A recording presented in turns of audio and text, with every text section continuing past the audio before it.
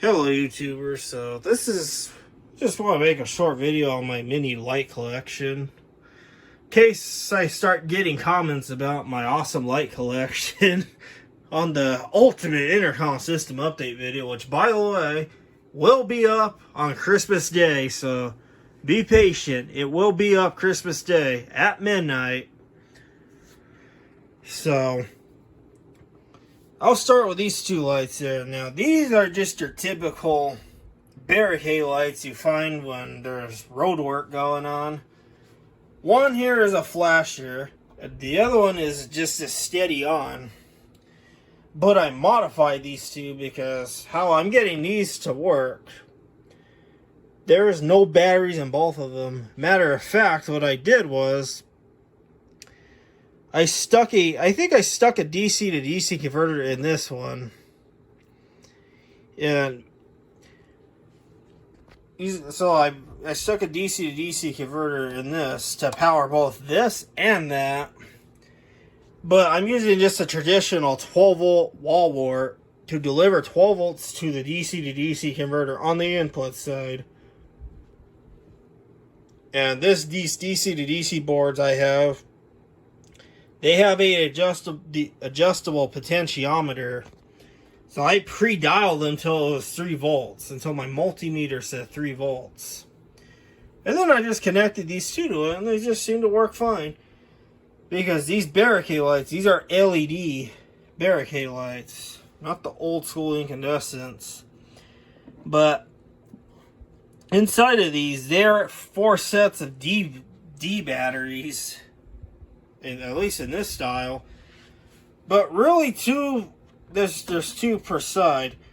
These 2 are in series and these other 2 are in series, but these 2 separate banks, they are combined together, basically connected in parallel, so that way it boosts the current of these and also not drain the battery so darn quick. That's why they do it like that. But in place of batteries, I just connected a DC to DC converter board on the both of these, and they work great. Powered from the wall outlet. Now, this one you see flickering here, it doesn't look like that in person. It's just the refresh rate of this camera. And the photocells do work. It just has to be super bright for them not to be on anymore. These things do have photocells in them. That's why you never see them on during the day, for those of you that are curious about that kind of stuff. Yeah, on to the wonderful Andon lights I got going on here. Now, I'll start off with these two, because these two are special. And you might be asking me, why Andon lights? Well, I work at a fulfillment center. We'll say behind the scenes here. And I am surrounded by these wonderful Andon lights most of the week, and I wanted to get some, and of course I'm gonna find a bunch of these things cheap on eBay, but these two are very special because these use incandescent light bulbs. Oh no, the incandescent light bulbs, that some of you will say. These ones are actually pretty darn good, but these use a special type of incandescent bulb, and these lights are made by Light. I think it's like a Japanese brand or something. Well, it says made in Indonesia, but this says 24 volts. Now, these require a low voltage power source, but the bulbs that are in these things, they're not rated for 24 volts AC. They actually are rated for 12 volts AC, so when I first got these, well, this one was missing all the bulbs, and this one had the bulbs, and this one was missing all of them. I got lucky because I was able to unscrew the bulb, and it was dead, of course. It was pretty much done for. On the base of it, I saw 1487, so I looked at that part number up, the bulb number, and I came across some on Amazon for dirt cheap. Sure enough, they are 1487 bulbs that these two use, and they are replaceable. They just screw in like a traditional old light bulb. So if you guys come across these Light Signal Tower or Andon Tower lights, and you're curious about the light bulb, it is $14.87, and it is this style of light bulb right here. I got an extra 5 extra here, in case any of those ever go out. And see, they're just on base. Why can't LEDs be, you know, interchangeable like this, like the good old days? So yeah, that's those two. And what I'm using to power those two up alone, these two are connected to the same power source.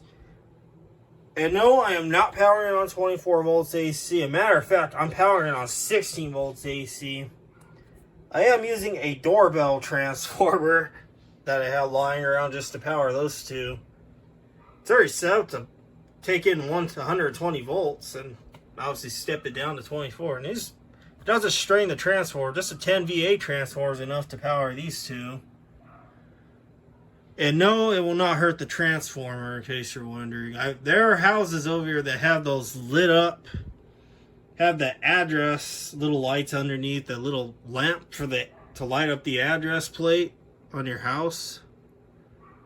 And those power strictly off of a doorbell transformer, and they're incandescent. So yeah. There's that. And here's this other Andon light.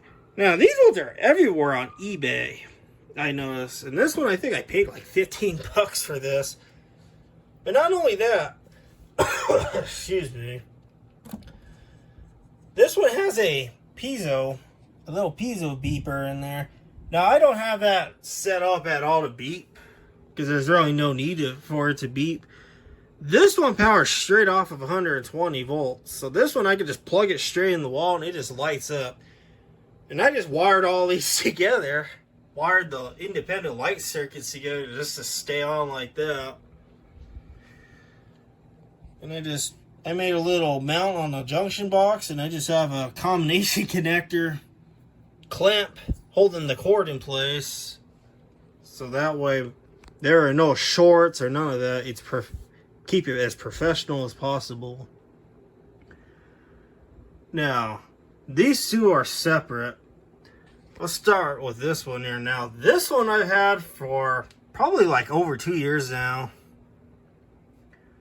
Now, this one was for parts, because underneath, it's inside of here, but inside of this box here, there's 3 little rotary dial.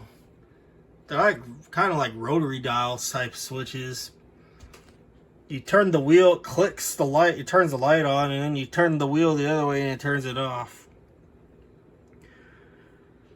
Now, recently I had a problem with this light. This top one went out completely, and it turned out that one LED decided to burn out. So I had to take this whole thing apart and desolder this old LED. As a matter of fact, it was this LED you see here, the one that's bright. I had to take the old LED out, and I still happen to have extra LED diodes lying around. Then I just desoldered the old one, and I put the new one in, brought it back to life. This one is straight 120 volts, and I don't really agree with the setup on this, because this light gets hot.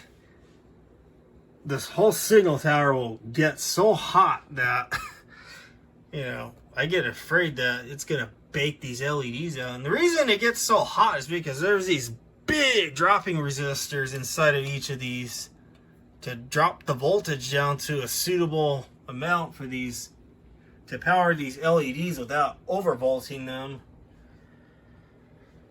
And I think this one is made, I think it's made by Signa or something like that. Signal tower lights. Kind of try to get it back here. I don't know, but yeah, there's that one. And this other big guy here, this one's powered off at 24 volts AC, and I just of course wired them all together. This one's another one made by Pat Light. Now, I don't know, I don't think this has a beeper on it. I don't know what this is about, but this one, how I got this one powered up, I took one of those transformers from an HVAC low voltage transformer, you know, that powers the thermostats and contactors and stuff, and I wired this straight in because I had one of those extra. It takes in 120 volts or 240 or whatever, some even 480, and it steps it down to 24 volts AC, and that's enough to power this. And yes, it is rated for AC. This makes some wonderful decoration, especially for this time of year. And then I thought I'll just add this to the video. I know I was at Target this past Halloween. I saw this spider, neon looking spider thing in the Halloween aisle. Thought it was pretty darn cool. I had to get one. I like the way it looks. It's classic. Now this I just use all. Now this is gonna be used all year round, and I have it connected to these Andon lights. Pretty darn good decorations. So yeah, there's my little mini Andon light collections plus extras I got here.